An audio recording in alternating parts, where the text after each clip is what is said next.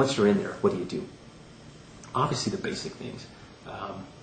Make sure you don't wear much of deodorant, because some people are allergic to different deodorants, and deodorant can really leave a wafty odor in different environments, and you just don't want to have those things stand out, right? Obviously, be well groomed, get your hair trimmed and ready to go.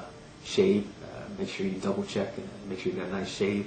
Make sure you've got your tie and everything perfectly fit, snug up tight.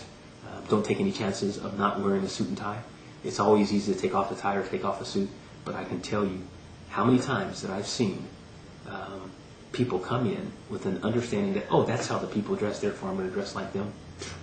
I've had executives that I've worked with either as a consultant, and I'm working with them, helping them to find people, or I'm working with that particular individual, and they don't even want to interview the person. They have come around and told me, come here, get that person out of our office, right? Just like that. This person obviously is not going to fit into our organization. They can't even dress properly for the first day of an interview. What can I expect for them to do when they're in front of one of my key customers, right? So keep those things in mind. Don't take a chance. Nice tie, nice suit, something conservative. Make sure if you have a cell phone or BlackBerry, don't even bring it into the interview. It's not worth it. Leave the cell phone or BlackBerry out. You never know what's going to happen. You hit the off button, something happened. You actually hit another button as you slide it into your holster, and consequently you're in the interview and a cell phone goes off. Forget it. Interview's over. The other thing is make sure double check everything is pressed nicely. Make sure your shoes are shined, and of course give them a nice smile. Nice firm handshake when you are introduced, and then knock them dead, right? We'll talk more about different types of questions and so forth as well. But one of the most common questions I think that all of us know is, tell me a little bit about yourself, right? Now, keep in mind that anytime someone asks you a question in an interview process, you want to keep that answer to 1 or 2 minutes, no matter what the question is. So think very critically about all those key questions going into it. So you've got your pitch, right? You got your pitch down.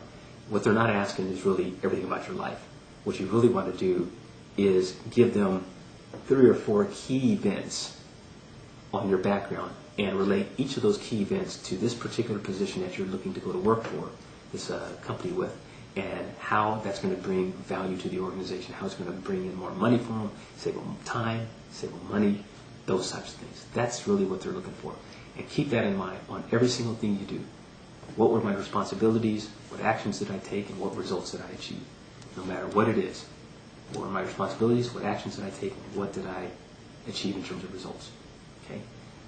Also, never forget to close the loop. Always close the loop, regardless of the question, back to a tie-in to how this is going to deliver value to that company for this particular position.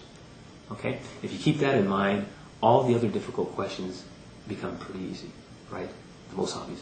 What's your greatest weakness? Well, that's it. That's a pretty simple one. I work too hard, right? I work too hard. Friends tell me I work too hard. I put in too much time, and as a result, one of the things I've tried to do in the last 60 days is to have a little better life balance.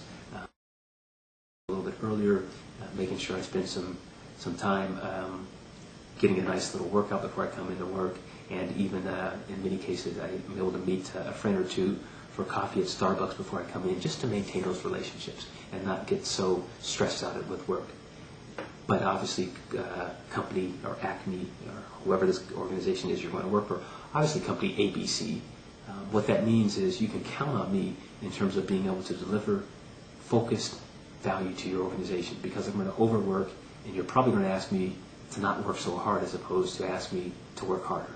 So again, you tie it right back to the value that even that weakness delivers to the organization. Okay, so keep those basic things in mind. I think you'll be fine. Now,